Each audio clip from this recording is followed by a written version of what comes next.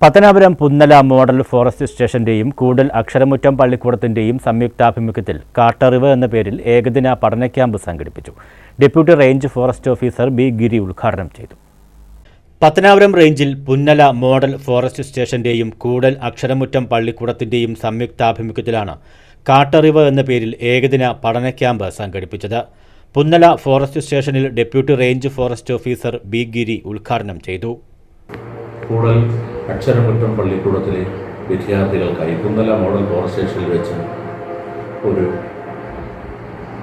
Camp സംഘടിപ്പിക്കുകയും ഈ ക്യാമ്പിൽ പരിസ്ഥിതിയെപ്പറ്റിയും വന്യജീവികളെപ്പറ്റിയും ബോധവൽക്കരണം നടത്തുകയും ഉണ്ടായിരുന്നു.